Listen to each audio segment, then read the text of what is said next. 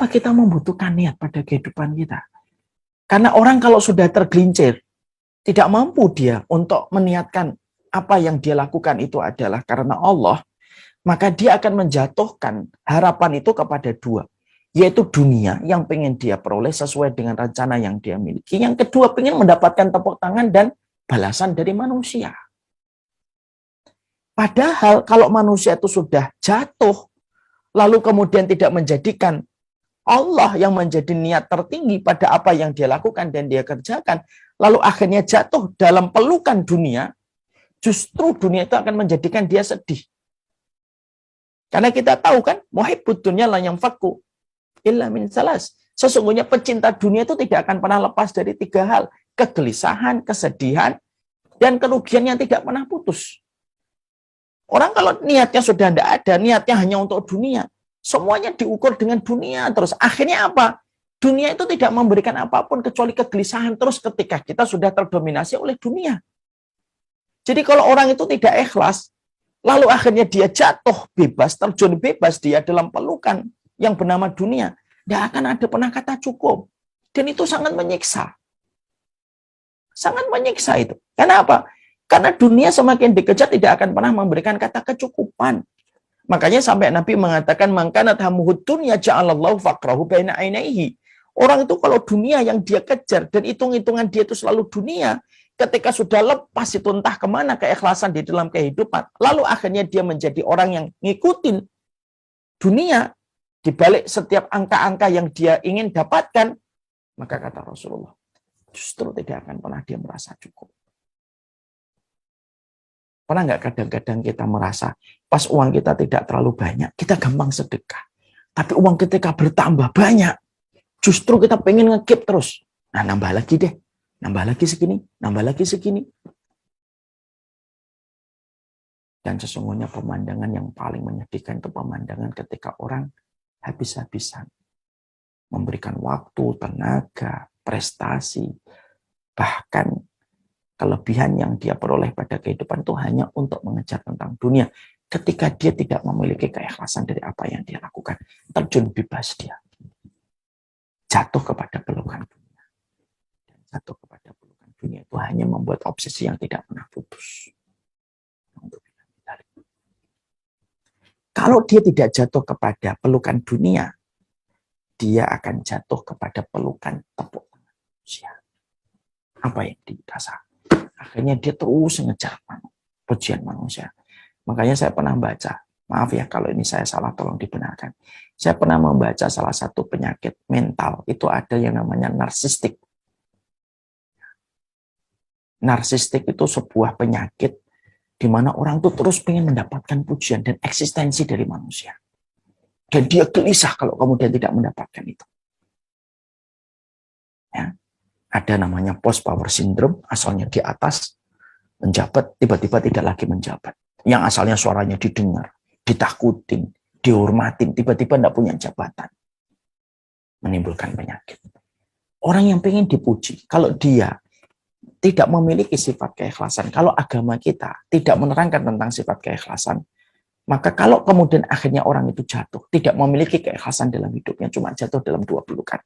Kalau tidak pelukan dunia, pasti pelukan tangan manusia, tepuk tangan manusia. Dan dua-duanya merusak. Dua-duanya merusak. Lihat, orang yang kemudian memiliki harta. Justru orang yang tidak pernah merasa cukup adalah orang yang sudah dapat harta. Itu tidak akan pernah merasa cukup. Kecuali hatinya dirahmati oleh Allah ketika menjadikan hartanya untuk di jalan Allah. Selain itu, tidak ada pernah kata cukup. Apakah kalau kita melihat konglomerat dunia, sudah menggenggam dunia yang banyak, kemudian merasa cukup? Enggak kok. Mereka rela membunuh manusia dengan senyuman untuk mendapatkan fee yang mereka inginkan. Ya. Makanya Masya Allah ya. Itulah yang menjadikan kita kadang bingung. Apa sih yang dimau ketika harta sudah berlimpah? Allah memurkai mereka. Dengan Allah kirimkan kepada hati mereka rasa kurang. Akhirnya apa? Ambisius, tidak ada selesainya.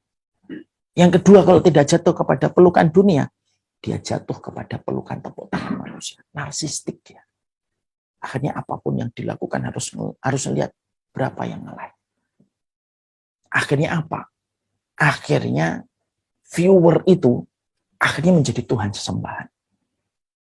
Trending, viral, itu menjadi sesuatu yang harus dikejar. Walaupun harus menihilkan norma dan pendidikan.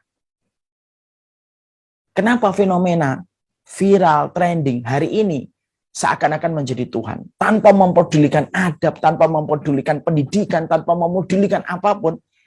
Karena memang tepuk tangan manusia itu, kalau kita tidak berhati-hati ketika kita sudah lepas dari keikhlasan hidup kita, untuk kita sandarkan kepada Allah, lalu akhirnya kita menuju kepada tepuk tangan manusia, banyak penyakit yang ditimbulkan. Dan itulah yang menjadi alasan kita, kenapa banyak orang terkenal, justru terkadang merasa tidak tenang di dalam kehidupan mereka. Tidak sedikit banyak orang yang terkenal, tapi justru mengakhiri hidupnya dengan bunuh diri. Banyak orang yang terkenal justru mengakhiri, justru kemudian memaknai malam-malam mereka dengan pil tidur. Karena mereka tidak bisa tidur. Karena ternyata terjawab. Penyakit mengejar viewer. Gejala, fenomena mengejar viewer. Mengejar yang trending, mengejar yang viral. Yaitu adalah sesuatu yang merusak kehidupan manusia. Karena kerusakan yang ditimbulkan dari dunia, pelukan dunia, dan tepuk tangan manusia itu betul-betul rusak, betul. Merusak kualitas manusia. Itulah yang menjadikan Allah meletakkan fondasi hati itu yang pertama keikhlasan. Jadi Allah letakkan fondasi yang pertama itu adalah keikhlasan. Sampai Allah itu berikan bahwasanya pahala yang paling besar itu pahala orang yang ikhlas. Dan orang yang tidak bisa diganggu oleh setan itu adalah orang yang mukhlisin. Bahkan bisa jadi amalan kecil, tetapi kalau dia melakukannya dengan ikhlas, itu kemudian dihargai mahal oleh Allah. Kenapa? Karena kebaikan yang ditimbulkan ketika orang itu memiliki keikhlasan, luar biasa besar berkualitas hidupnya dia di hadapan Allah. Sebagaimana ketika orang itu tidak memiliki sifat keikhlasan, terjun bebas dalam pelukan dunia dan tepuk tangan manusia, rusak. Rusak semuanya.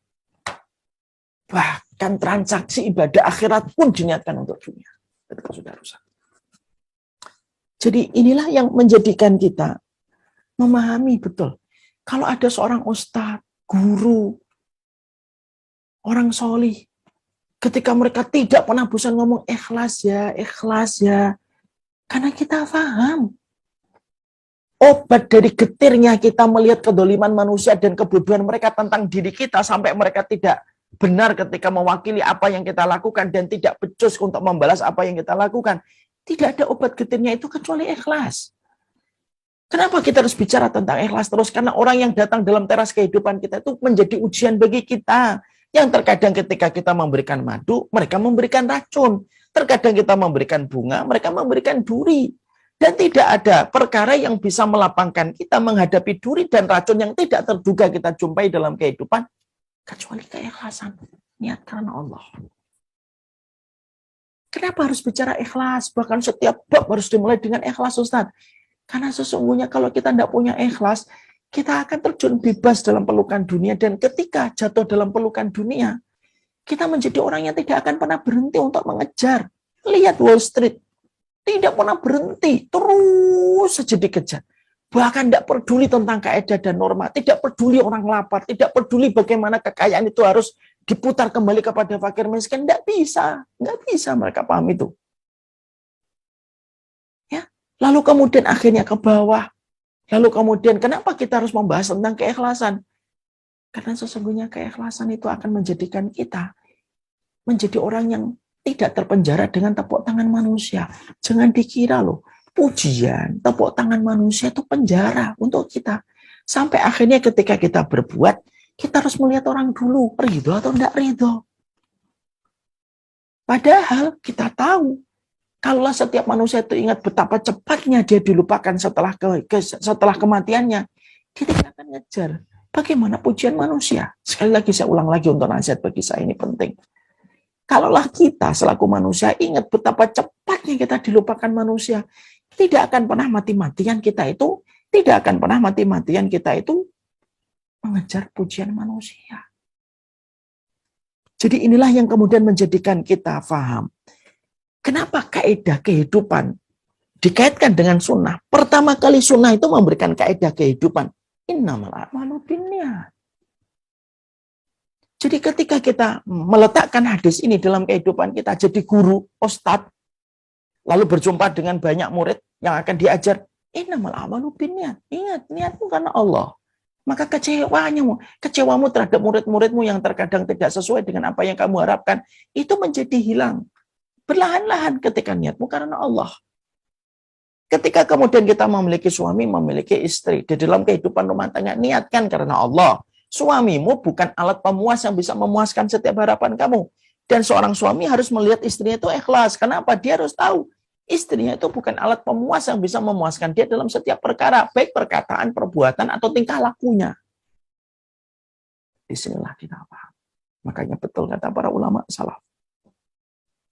Para ulama salaf itu kemudian mengatakan kepada kita,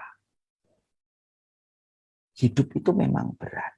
Ujiannya juga banyak dan beragam. Tetapi selama orang memiliki keikhlasan, semuanya tampak ringan. Dan itulah pelajaran paling berat dalam kehidupan kita. Sebuah kata terdiri dari 6 huruf. I, K, H, L, A, S. Tapi sepanjang hidup kita akan mengamalkannya dan kita mengerjakannya. Bisa jadi 1 tahun ini kita ikhlas, tapi belum tentu tahun depan. Bisa jadi 10 tahun kita ikhlas, tapi belum tentu 10 tahun berikutnya. Dan tidak ada perkara yang paling diinginkan oleh syaitan, iblis, untuk menggagalkan dan meredupkan kualitas kehidupan kita, kecuali dipadamkan dulu bagaimana keikhlasan hatinya. Kalau sudah ikhlas hilang, sudah ibarat kata, separuh perjuangan iblis dan setan sudah selesai ketika orang tidak memahami pentingnya ikhlas. Kenapa? Kan kita paham, ikhlas itu hadisnya separuh agama. Berarti kalau ikhlas itu tidak ada, separuh kehidupan kita sudah tidak ada artinya. Kenapa? Setan tidak perlu lagi merusak kita dengan yang lainnya. Kenapa? Sudah tidak ada ikhlas orang ini. Orang kalau sudah tidak peduli tentang keikhlasan, tidak pernah berevaluasi tentang keikhlasan, tidak pernah kemudian berusaha menghadirkan keikhlasan pada kehidupan keluarganya, bermuamalah, bertijarah, berdagang, berbisnis, bermasyarakat, bahkan bertetangga, tidak ada keikhlasan. Udah. Setan diringankan pekerjaannya. Kenapa? Sudah mau ngapain orang udah nggak ikhlas. Biarkan aja dia ngomong sepanjang waktu. Nggak ikhlas. Nggak akan dapat apa-apa. Biarkan aja dia sedekah. Biarin aja dia sedekah. Nggak ikhlas. Setan tahu itu. Ya. Makanya setan itu paling berat. Kalau kemudian dia sudah menghadapi ya, sebuah hati yang sudah mengikhlaskan. Illa ibadakal mukhlasin. Kecuali hambamu yang ikhlas, ya Allah, saya sudah angkat tangan deh. Kalau sama hamba-hambamu yang ikhlas itu saya sudah angkat tangan. Ya. Tidak membahayakan apapun yang kita rasakan dalam kehidupan selama keikhlasan kita selalu menjadi pilar pada hati kita. Pilar ini disebut dengan separuhnya agama. Kalau kita dalam kehidupan ini kok tidak peduli, tidak paham, tidak pernah memperhatikan masalah keikhlasan itu. La syai' indallah. Sudah kita tidak ada artinya di hadapan Allah. Inilah yang memberikan evaluasi terus pada kehidupan kita. Evaluasi untuk terus memperhatikan keikhlasan di dalam kehidupan kita. Yang dibutuhkan seorang dai ikhlas. Yang dibutuhkan seorang santriwati ikhlas. Yang dibutuhkan oleh seorang santriwan ikhlas. Semua itu butuh keikhlasan. Saya tutup prolog pada kaidah pertama ini dengan sebuah quote. Kenapa harus selalu ikhlas? Karena tidak ada part pada kehidupan kita kecuali itu selalu membutuhkan keikhlasan. suamimu selama ikhlas tidak akan membahayakan kekuranganmu. Karena dia tetap akan berbuat baik kepada dirimu.